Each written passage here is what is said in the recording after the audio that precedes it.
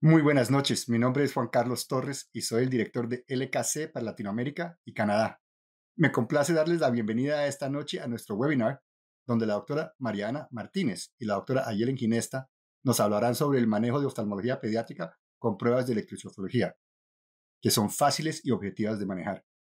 Espero que disfruten mucho de este webinar y cualquier pregunta que tengan, por favor, no duden en ponerla en los questions y answers que está abajo. Gracias y espero que disfruten del webinar. Buenas noches, soy Ayelen Ginesta, de Resistencia, Chaco, Argentina. Soy médica, especialista en oftalmología y me dedico principalmente a la oftalmopediatría. Les voy a contar un poquito de mi experiencia en la electrofisiología, en el electroretinograma, con el equipo Reteval, en base a mi experiencia, presentándoles algunos casos. Para empezar, vamos a hablar un poquito de qué es la electroretinografía, para acordarnos un poquito. Es un tema que no lo solemos ver mucho cuando nos estamos formando, y después como es un tema que por ahí no es tan frecuente, también nos olvidamos de eso. Entonces, sabemos que la electroretinografía mide la respuesta eléctrica de varios tipos de células de la retina ante la respuesta de un estímulo lumínico. Comienza por la capa de fotorreceptores, los bastones y conos, luego se dirige a las células de la retina interna, las células bipolares y amacrinas, y por último pasa por las células ganglionares, así dirigiéndose al nervio óptico y la corteza occipital, formando de esta forma una onda bifásica. ¿Cuáles son las aplicaciones de del electroretinograma, de la electrofisiología? Tenemos un montón. Yo me voy a enfocar en la parte pediátrica, en enfermedades hereditarias, pero también se utiliza para la retina médica, para estudiar la retina clínica, para el nervio óptico y para enfermedades sistémicas que afectan o generan patologías oculares. Es muy importante recordar que esto es un estudio complementario, entonces no reemplaza la consulta completa del paciente. Vamos a tener una anamnesis, una historia clínica completa, un examen oftalmológico completo. Vamos a pedir o quizás otros exámenes complementarios y obviamente este estudio nos ayuda un montón y nos aporta un montón de información que no nos tenemos de otra forma. ¿Por qué no se utiliza muy frecuentemente la electrofisiología? Una de las cosas muy importantes es que muchas veces son difíciles de realizar, son equipos grandes que necesitan de mucha colaboración de los pacientes, que muchas veces son muy costosos y no tenemos acceso a eso, sobre todo en Latinoamérica, son más difíciles de tener acceso. Muchas requieren que los estén dilatados los ojos, y sobre todo el tema de la colaboración, más que nada cuando atendemos pacientes pediátricos, donde la colaboración a veces es compleja. ¿Cómo se utiliza este dispositivo?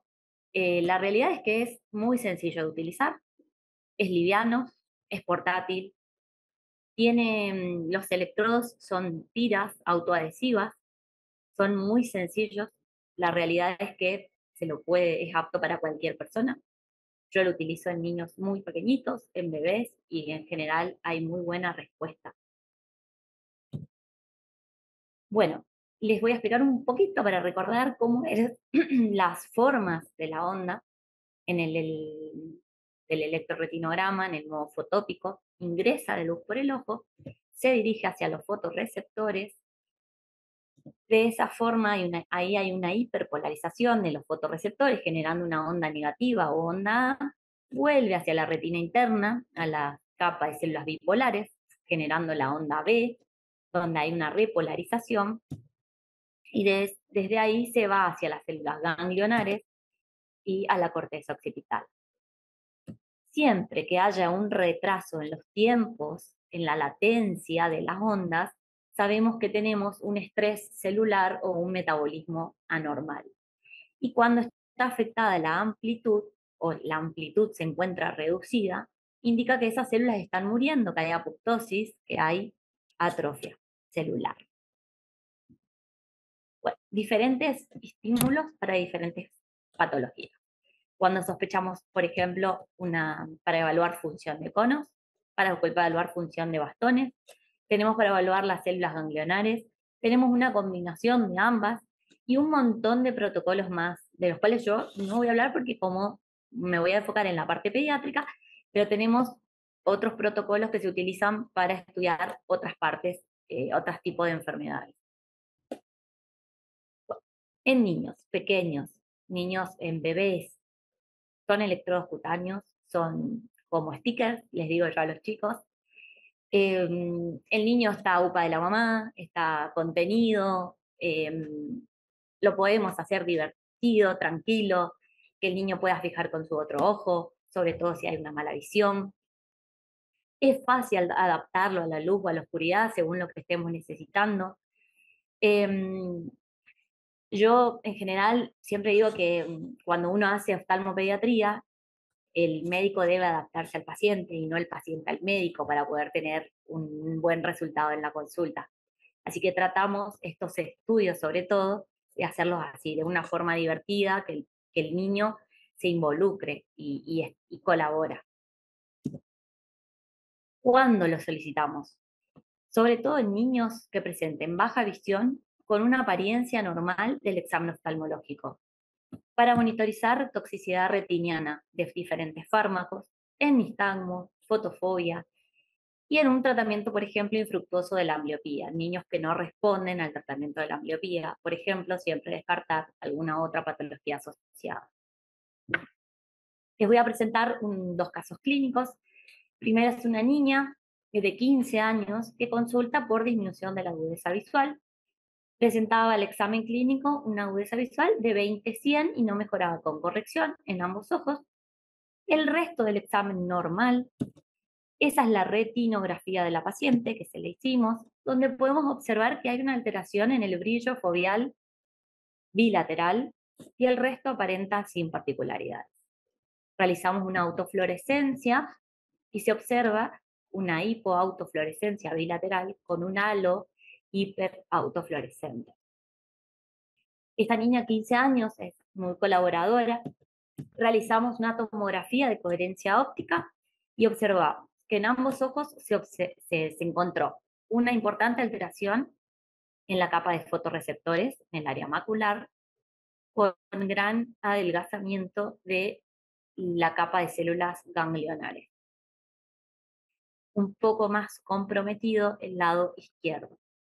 Decidimos realizar en este momento un electroretinograma donde para evaluar la retina periférica, sobre todo, ya que esto es un electroretinograma de campo completo, y vemos que el ojo derecho, la retina periférica, se encuentra conservada. Las ondas, la latencia y la amplitud de la onda A y B está dentro de parámetros normales. En el ojo izquierdo tenemos una amplitud dentro de parámetros normales, pero ya hay un tiempo, hay una latencia levemente disminuida. Tenemos la suerte de contar con el equipo multifocal para hacer el electroretinograma multifocal, que a diferencia del Reteval que estudia el campo completo de la retina periférica, el electro multifocal nos muestra la pirámide de visión central del área macular. Y tenemos en el ojo derecho, si bien en el pico foveal está alterado, el pico foveal central está truncado, está alterado, todavía se conserva actividad celular, y en el ojo izquierdo vemos una importante atrofia ya de las células del área macular. Hay células hipofuncionantes y hay zonas de importante atrofia. Sospechamos en esta niña una enfermedad de Stargardt. La derivamos al servicio de genética, se realizó estudio genético y nos dio como resultado que nos dio un resultado positivo, se detectaron variantes patogénicas compatibles con el cuadro clínico de esta niña. Bueno, el segundo caso, una niña de 8 años, un poquito más chiquita, que también acudió a la consulta por una disminución de la agudeza visual bilateral que no mejoraba con corrección. Esta niña veía 20/200 con ambos ojos y presentaba visión cromática alterada. El resto del examen aparenta sin particularidades.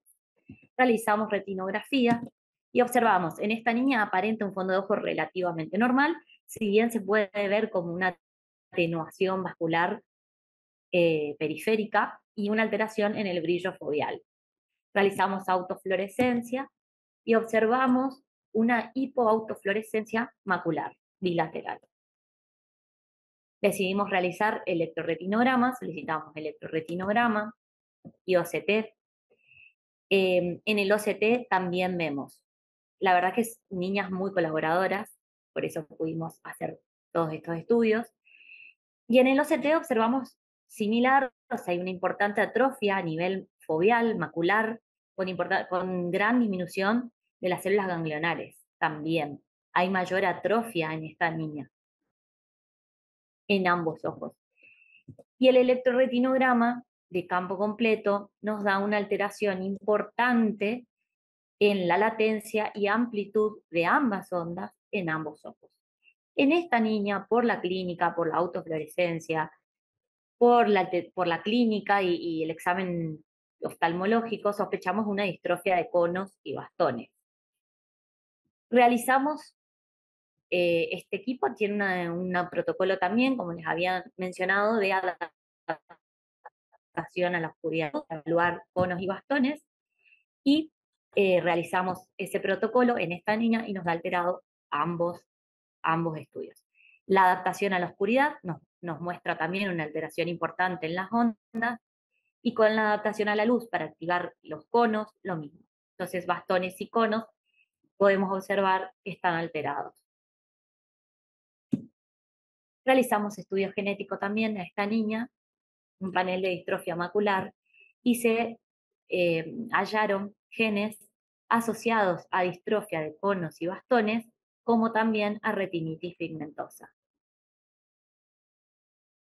Me interesa mucho contarles, explicarles de que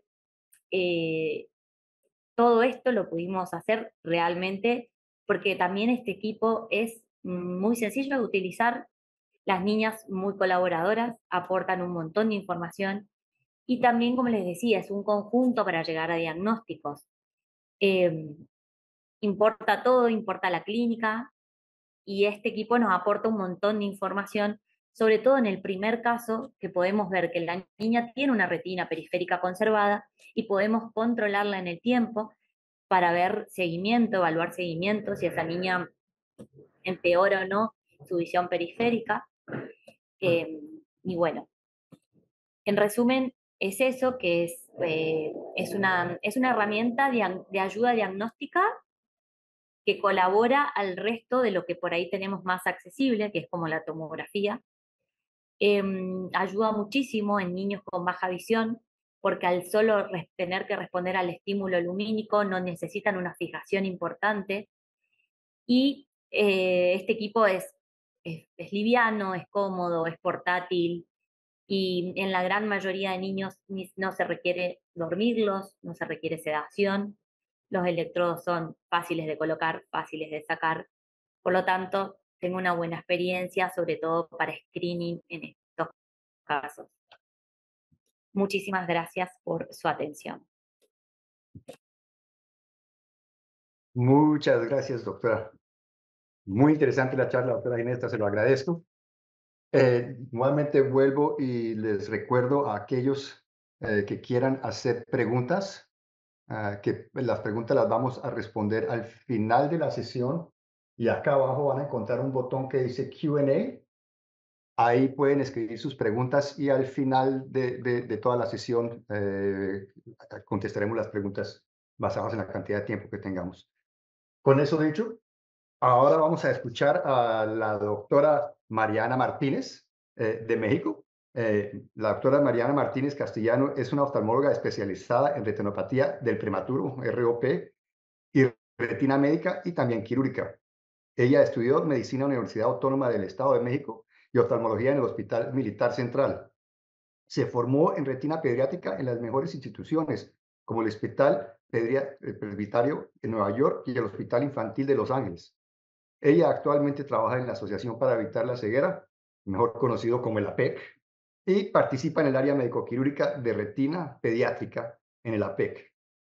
La doctora Martínez también ha establecido su propia clínica en Toluca, que está equipada para los bebés prematuros. Y la doctora María Ana fue influenciada por sus mentores como su padre, Hugo Quirós, y se dedica a avanzar la oftalmología en Latinoamérica. La doctora Ana María, o Mariana, perdón, nos va a hablar un poco sobre el ROP del estado 5. Y con eso les paso a la doctora Martínez. Doctora Martínez, le Hola, ¿qué paso tal? Muy el buenas micrófono. tardes. Voy a empezar por compartir pantalla. Ok. Ok, entonces vamos a hablar un poquito de el uso del Reteval en la parte quirúrgica. Yo soy netamente quirúrgica. Una muy buena parte de mi práctica privada y de mi práctica en el hospital para evitar la ceguera está basada en cirugía principalmente de niños con retinopatía del prematuro, aunque también vemos niños con otro tipo de enfermedades congénitas, ¿no? Como Fieber o Norris o algunas otras enfermedades. Entonces, pues algunos números. Niños ciegos alrededor del mundo más o menos van a ser unos 50,000. La mitad de estos niños al año van a estar en Latinoamérica. En Latinoamérica tenemos de 2,600 a 5,200 casos anuales de ceguera por retinopatía del prematuro. Y la incidencia es mucho mayor que en países industrializados, o sea 2,4 veces más, lo cual es una vergüenza porque pues, significa que no estamos haciendo bien nuestro trabajo. La retinopatía del prematuro en México es la causa de más o menos el 70% de los niños que están en una escuela para ciegos. O sea que es tristísimo que la escuela para ciegos esté llena de niños que tuvieron una enfermedad que pudo haber sido tratada, que pudo haber sido prevenida y no fue revisado nunca y perdió su visión. Entonces, la razón principal es que no recibieron tratamiento porque nunca le hicieron diagnóstico. Y esto es porque no hay efectivos, nadie revisa estos chiquitos y no hay personal entrenado suficiente para realizar estos screenings. La retinopatía prematuro, pues muchos de ustedes ya saben, pero para los que no es por haber nacido antes de tiempo, es una retina que está en desarrollo y esa retina le pueden pasar dos cosas, irse por el camino bueno y desarrollarse sola o irse por el camino malo y desarrollar un desprendimiento de retina que va a condicionar la pérdida de la visión. Entonces, una vez que se pierde la visión en estos niños es una tragedia, ¿no? 95% de los niños que tienen retinopatía del prematuro, si tienen posibilidades de tener un acceso a un tratamiento adecuado, van a tener visión prácticamente normal o muy cercana a lo normal. Pero cuando esto no pasa, o sea que nadie hizo una exploración de un bebé como aquí estoy en una terapia intensiva, los niños van a perder su visión y van a desarrollar retinopatías en estadios avanzados como esta que es un estadio 5. Entonces, tuve la oportunidad de estar en el grupo que hizo la nueva clasificación internacional para retinopatía del prematuro. Y dentro de esta clasificación entraron dos cosas que son frecuentes en Latinoamérica o en sudeste de Asia o en el este europeo y por supuesto en muchísimos países de la África subsahariana. Y eso es que tenemos retinopatía estadio 5. La retinopatía estadio 5 fue entonces que la pudimos dividir en etapas y las dividimos en etapas por el tratamiento. Este es un estadio 5A que podemos nosotros ver todavía el nervio óptico, pero ya toda la retina está desprendida. Y esta es una cirugía que estoy haciendo con radiofrecuencia. Después tenemos el estadio 5B, en donde ya no vemos el nervio, solamente una membrana por detrás del ojo. Y esta, pues nosotros hacemos una cirugía bastante grande para poder llevar la retina, o sea, aquí no buscamos pegar la retina, buscamos que el pedacito que está pegado alrededor del nervio óptico se mantenga pegado y este chiquito pueda tener algo de visión. Algunos caminan sin chocar, algunos ven luces, algunos pueden inclusive llegar a leer letras grandes. Y el estado 5C, cuando el segmento anterior ya está tomado, pues es el único chance que tiene este ojo de mantener visión, aunque sea de luz. Y esto lo hacemos aún en niños en donde ya tienen atalamia, ya tienen un glaucoma corneal. Es el único chance que tienen. Si lo dejamos, esa visión se va a perder. También lo hacemos a veces en glaucomas secundarios a retinopatía del prematuro. Déjenme adelanto el video. Y pues hacemos lo mismo, no retiramos el iris, retiramos la membrana, rechazamos la retina hacia atrás y son niños que pues tienen una visión pues obviamente muy limitada, pero es visión y es su ojo porque además es sumamente traumático para un familiar poder ver cómo o sea, que el niño termina sin ojo y vean cómo el ojo que se operó ya regresó un poquito a un tamaño más pequeño y el otro ojo pues es pendiente de cirugía, ¿no? Algunos estadios de la retinopatía del prematuro en donde hay un desprendimiento de retina que no se operan, que es la variedad retmatógena, en donde se hace un pliegue de retina y vemos aquí la coroides desnuda, que mi anestesióloga la describió como el rhoptocino, o sea, la retina que está toda plegada parece un tocino. Y estos niños tienen sorprendentemente una visión no tan mala, ¿no? Pero ¿qué pasa para cuando queremos hacer, bueno, este es un estudio que nos dice que es mejor a lo largo de la vida, estos son más de 1000 vitrectomías, hacer una cirugía que no hacerla. O sea, la no percepción de luz es mucho mayor en niños que no se operaron que los que se operaron. Y nosotros, pues la gran mayoría de los pacientes que tenemos tienen algo de visión, muy poquitos quedaron sin visión. Entonces, esto vale la pena intentarlo. ¿Cómo hacemos? ¿Qué es lo que hacemos con el Retival? Bueno, pues lo que hacemos es que estamos buscando cómo ver la función visual en niños que tienen retinopatía y que no sabemos si tienen visión. Y esto nos sirve, uno, para tomar decisiones quirúrgicas. Si el ojo ve algo, vale la pena intentar una cirugía. Y nos sirve también para poder hacer un seguimiento. Un altísimo porcentaje de niños que tienen retinopatía estadio 5 también van a tener algo en el espectro autista o tienen parálisis cerebral o un neurodesarrollo malo, en donde a veces es difícil saber si el niño tiene visión o no tiene visión.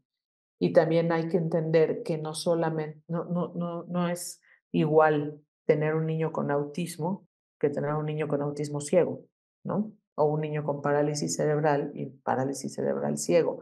El que por lo menos tenga algo de visión ayuda para mantener ciclo circadiano. El ciclo circadiano nos va a ayudar con las hormonas, el cortisol, la liberación de hormona de crecimiento y otras cosas. O sea, poder tener visión es algo que es útil. Por eso es que yo hago este tipo de cirugías y por eso es que estas cirugías deben de tener una base por ejemplo, el Retival que nos ayuda para saber si estos niños ven y hacer el seguimiento a lo largo de la vida, porque pues muchos de ellos ni siquiera son capaces de comunicarse. Entonces, ponemos los electrodos en su orejita, en su cabeza, en el ojo y realizamos el estudio. Esta es la forma en que se realiza. A veces tienen sueño fisiológico, es difícil porque necesitamos que tengan el ojo abierto. Entonces, a algunos de ellos también les damos sedación inhalada. Nosotros tenemos un solo día de la semana para que juntamos muchos niños para hacer las sedaciones inhaladas y poder nosotros medir cómo está la respuesta eléctrica. Mientras estén dormidos, pues esto va a funcionar. ¿No?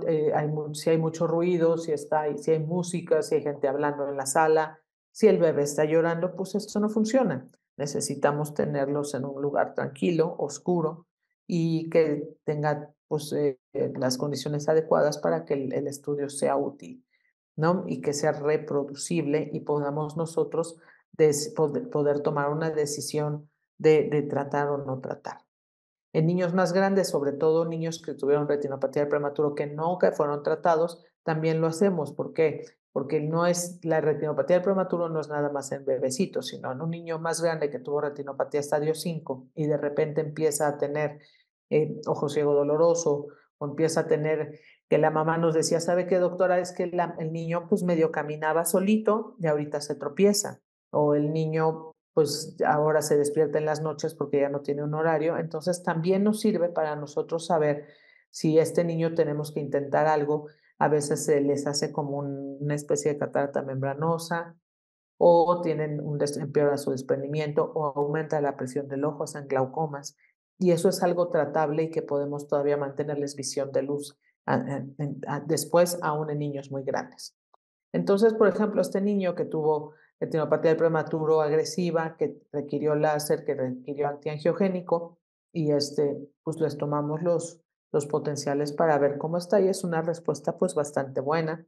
En niños como este, que tienen un desprendimiento de retina en un estadio 4 que requiere cirugía, pues antes de la cirugía hacemos el estudio. El otro ojo estaba muy mal, uno tiene percepción, el otro ya no tiene percepción, entonces pues ya no hacemos gran cosa por el segundo ojo.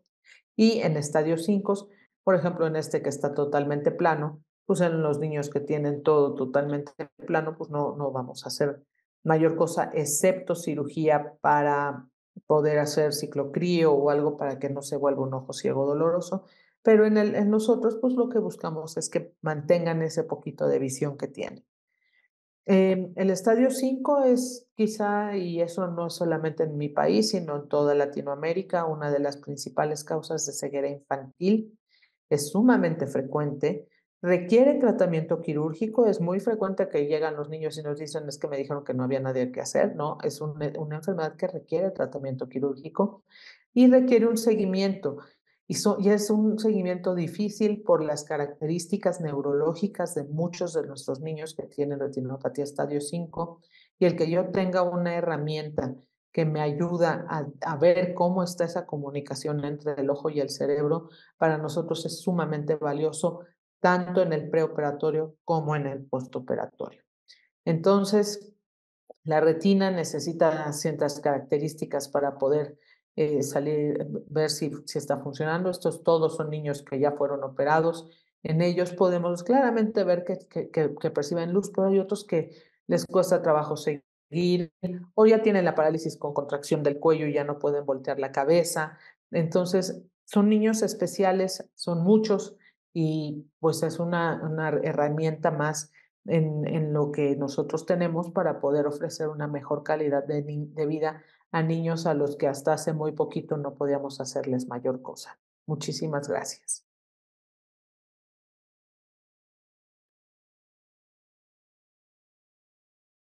Muchas gracias, doctora. Muy interesante la charla. Realmente es un trabajo muy difícil y complicado, pero que se necesita en todas partes del mundo. Como dijiste, hay mucha necesidad para esto. Estoy teniendo problemas para dejar de compartir pantalla. No sé si se puede hacer desde lejos porque no me da la función. Ulrike, can you stop the share screen for Doctora Martínez? Yes, give me 1 second. Thank you.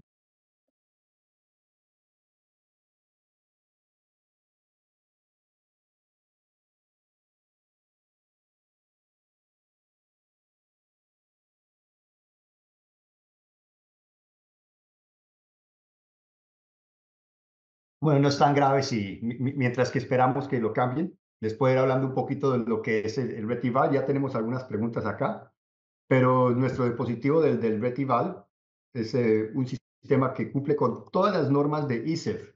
Es de mano, es ligero, es portátil, como vieron, es muy pequeño. Es apto para cualquier edad. No importa en realidad qué edad tenga el paciente, va a funcionar sin ningún problema. Es muy cómodo para los pacientes. Los informes son muy fáciles de leer, es sistema semáforo, es verde, amarillo o rojo, entonces le ha quitado mucho de la complicación que tenía uno anteriormente con esto. Los electrodos eliminan la necesidad de contacto con la córnea. Tenemos electrodos que son muy fáciles de conectar en los párpados, y también los que se usan para los PV son muy sencillos de usar. Se puede usar como sabemos, con el párpado abierto o cerrado, y también muy importante es que nosotros tenemos una biblioteca muy amplia de cómo interpretar los resultados clínicos que tengan, y también nosotros tenemos personal en la empresa que conocen estos dispositivos muy bien y cómo ayudar y apoyar en los resultados en la interpretación. Entonces, aquellos usuarios nuestros tienen una gran biblioteca y un gran apoyo de la empresa en el apoyo de la interpretación hasta que se sientan cómodos.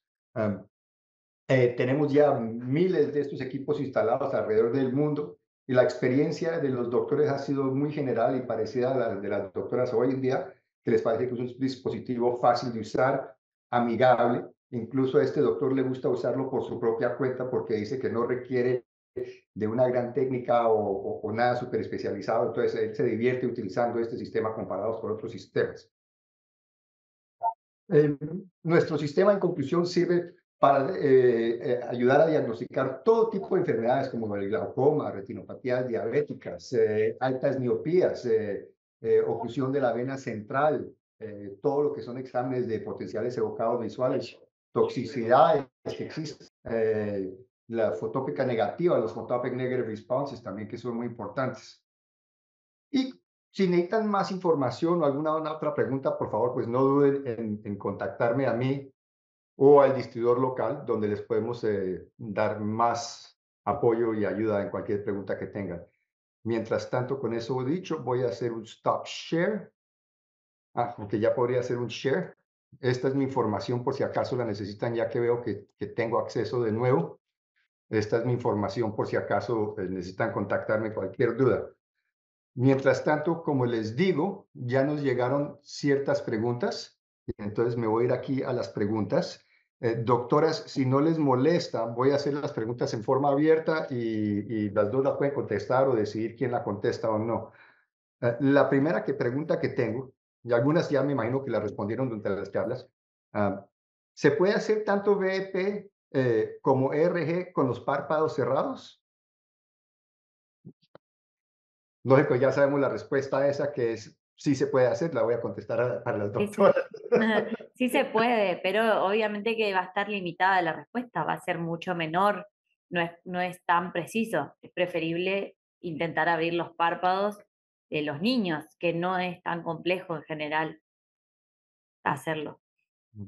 ¿Las doctoras tienen alguna configuración preferida para pasar por los párpados? No, yo hago con los párpados abiertos, yo se Siempre los con abro. párpados abiertos. Sí. Yo lo hago hasta con bléfaros, porque el potencial sí lo necesito hacer así. Tienen que ser abiertos con los potenciales. ¿Tú sabes entonces cuánto varían los resultados? ¿Varían mucho con el párpado abierto o cerrado o Yo no tengo experiencia no con el tienes párpado experiencia en cerrado. eso? Y la doctora Martínez. No, nos pide, de hecho, el aparato nos pide centrar la pupila.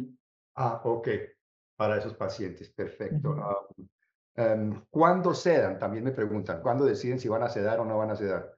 Yo cedo a los niños cuando cuando tienen algún problema de autismo, parálisis cerebral infantil, que no es posible hacerlo con el niño despierto sin que se mueva, porque a veces les abres el ojito y no les importa, pero a veces lloran, se mueven, se quitan.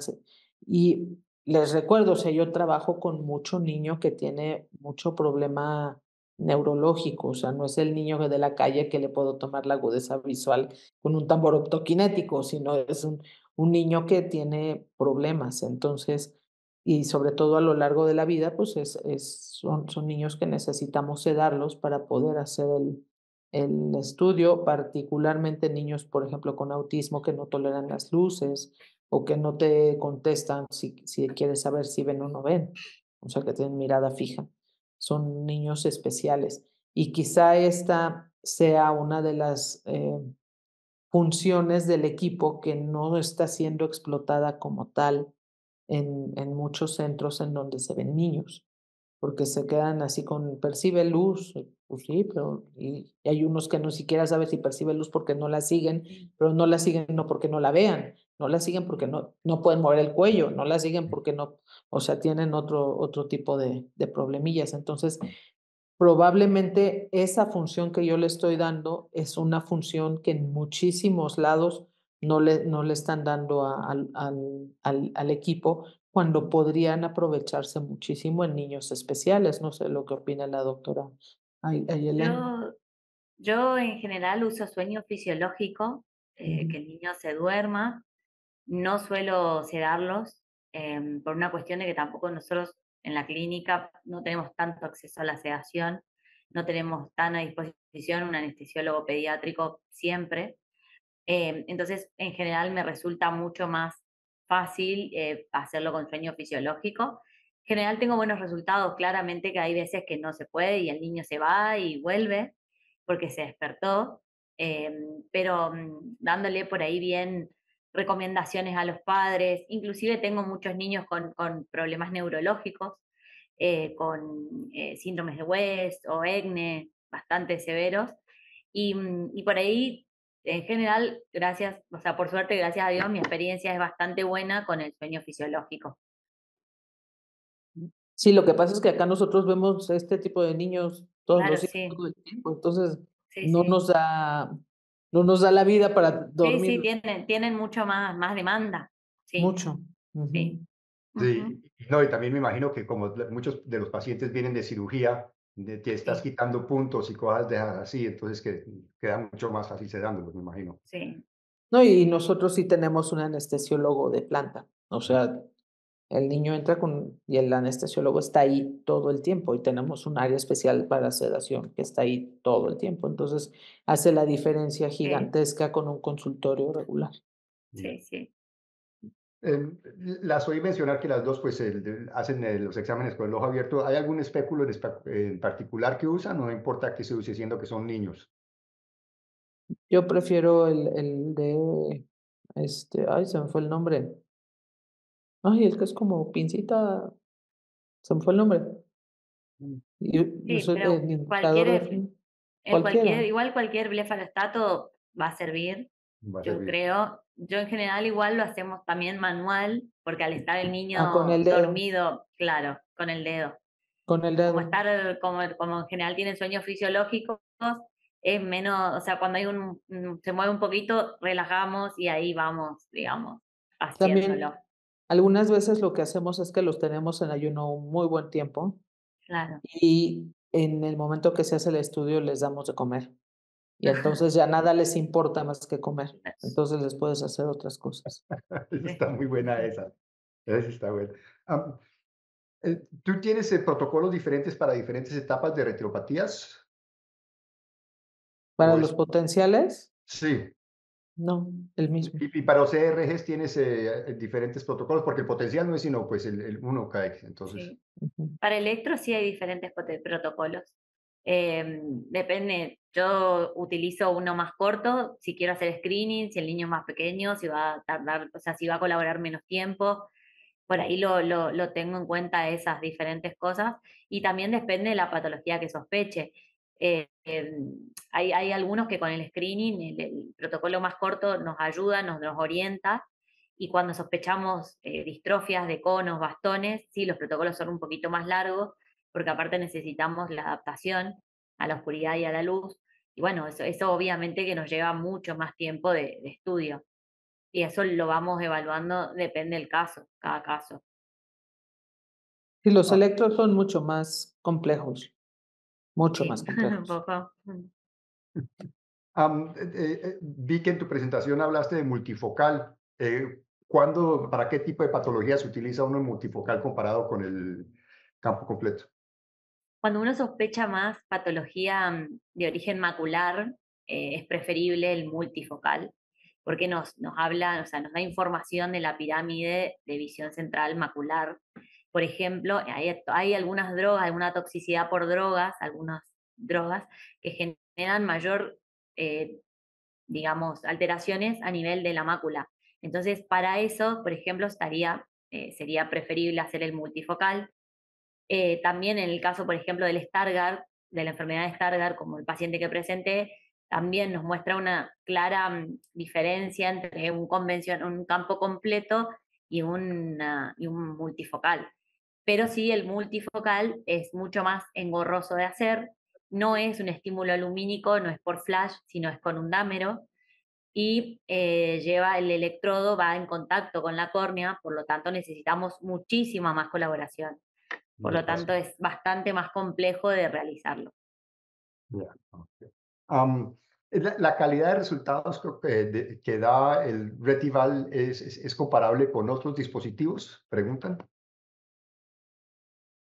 Sí, ¿Han yo tenido la tengo oportunidad de buenas, compararlos con otros dispositivos para ver si, sí, si yo los comparé con otro dispositivo, tenía otro previo, y es principalmente en el tiempo que lleva, que demanda. El otro que yo tenía previo no me permitía hacer diferenciación tan buena entre la luz y la oscuridad cuando quería descartar eso. Eh, Me daba como una sola imagen, una sola información.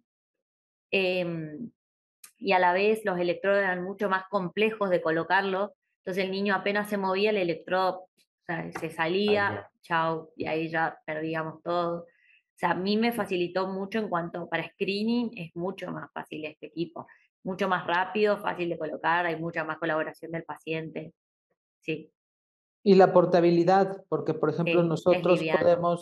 podemos ir, hay días que vamos, por ejemplo, a la fundación de chiquitos autistas y, y me permite llevar el equipo en vez de que ellos tengan que venir a un lugar que no conocen, con gente que no conocen, porque todo eso, pues, les afecta, ¿no? La portabilidad también es un plus.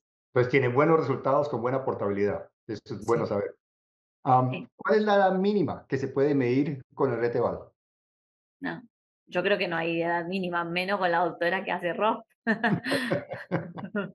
¿Cuál es Lo el hemos, paciente más lo joven? hemos, no, pues en la terapia intensiva lo hemos usado en la UCIN y sobre todo cuando tienen problemas neurológicos también.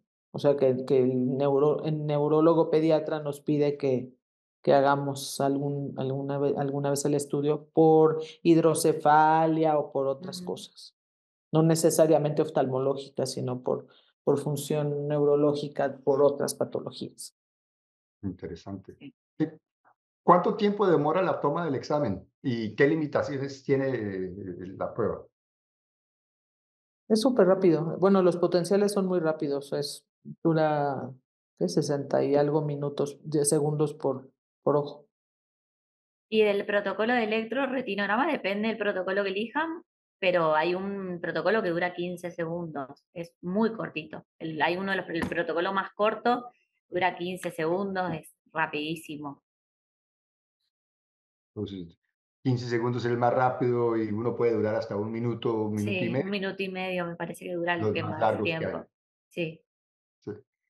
También preguntan acá, ¿han realizado estudios en niños con trastorno del aspecto autista? Sí, sí, es lo que hacemos todos los días. sí. ¿Qué tan recomendable es ya que presentan hipersensibilidad a estímulos? Justo lo que decía, que muchas veces los tenemos que sedar. Y es una sedación leve, o sea, con la mascarilla, o a veces les damos midazolam un poquito abajo de la lengua y ya es posible hacerlo. No le sufren tanto. Y a veces le digo, vamos todo, pues llevamos el equipo a las fundaciones de niños con autismo para hacer estudios completos, porque no cooperan, o sea, Porque no cooperan. porque no cooperan. Sabes que les molesta la luz, pero pues hay cosas que no puedes saber y esto nos ayuda. ¿En qué casos dilata la pupila del paciente? Bueno, en electroretinogramas tenemos protocolos que requieren de dilatación y hay protocolos que no necesariamente requieran, o sea, se pueden hacer sin dilatación. Yo en general intento hacer los que son sin dilatar y tengo buena respuesta también. O sea, depende del protocolo que cada uno elija. Bueno, Es más entonces, Sí, fácil dilatado porque se pierde menos la fijación del niño. Si la pupila está más grande, es más fácil para mantener la fijación. Pero yo utilizo mucho sin dilatar y funciona bien. ¿no? yo depende o sea, por ejemplo, es más, los operamos y les quitamos la pupila a los operados de ROP5, los que les hacemos seguimiento. Entonces, y cuando lo hacemos antes, muchos ya están cinequeados, o sea, la pupila no abre, entonces le hacemos el estudio independientemente de cómo esté la pupila. Wow, interesante, interesante. Me pregunto también, ¿qué prueba utiliza para los pacientes que no cooperan? ¿Tienen alguna? Yo sé que pues con PV, test PV, pero ¿tienes alguno? Tú ya dijiste que usas los cortos, ¿no? Claro, Sí, sí, uso los más cortos si el niño va a ojo a los colaborar cortos. menos, si es más chiquito, si se va a despertar, si tenemos más probabilidad que se despierte. Uso protocolos un poquito más cortos. Ok, otra pregunta que hacen, ya casi terminamos las preguntas. Dicen, ¿cuántos exámenes se realizan semanalmente, entendiendo que ustedes trabajan en centros especializados? Híjole, Bueno, me parece que ahí hay mucha diferencia. Yo estoy en una ciudad muy chica de Argentina, en una clínica privada, entonces la demanda no es tan alta. Tendremos a la semana 5, no es una demanda muy excesiva. También hablando de que estoy en una clínica privada en una provincia muy chica de Argentina. Yo no lo uso en el Hospital de la Ceguera, que es un hospital de concentración a nivel nacional en México, porque ahí tienen una área completa de electrofisiología, o sea, es otra cosa. Lo uso en mi clínica privada, que es una clínica especializada en niños, y tenemos 1 o 2 días a la semana en donde nos dedicamos a hacer estudios y más o menos deben de ser entre unos 7, 8 a la semana, y a veces más, a veces menos. Ujú. Ujú, sí. Creo que esta es una pregunta repetida, pero estoy leyéndolas como la estoy viendo. En el caso de RG, el equipo cuenta con protocolos tanto para pupila dilatada o sin dilatar. Sí, Correcto, sí. Tenemos los dos protocolos, unos son de Candela, que son los dilatados, y tenemos sí. los Trolans, que son los no dilatados. Am, sí, hay todo tipo de protocolos. Una lista muy amplia. El doctor, si quiere, después le podemos mandar esta información personalmente. Siguiente pregunta, ¿cuánto tiempo tarda tomarse un RG-BP? Ya lo discutimos, de 15 segundos hasta máximo 1 minuto y medio. Y la última pregunta que tengo acá, ¿el equipo hace los protocolos aceptados internacionalmente? Sí. Y sí, la respuesta es sí, cumplimos con todos los requisitos del ISEF y todas las normas de ellos y tenemos los protocolos dentro del mismo sistema del ISEF. Bueno, creo que no hay más preguntas de nadie. Voy a revisar, asegurarme otra vez. Hace los protocolos aceptados, sí. Eso es todo. Creo que respondimos las preguntas de todos. Les agradezco a todos realmente su tiempo esta noche. Espero que haya sido informativo para todos ustedes. Yo sé que para mí sí fue muy informativo. Eh, Doctora Martínez, doctora Ginesta, les agradezco de todo corazón su tiempo y su interés en ayudarnos a todos en entender más sobre lo que es la encefaloretinografía y cómo nos puede apoyar con los pacientes jóvenes en la pediatría. Muchas Muchas gracias a gracias. todos. Les repito de nuevo, esta charla ha sido grabada. Después, más tarde, van a recibir toda esta información por el email donde se registraron. Entonces, van a tener acceso a esta charla después.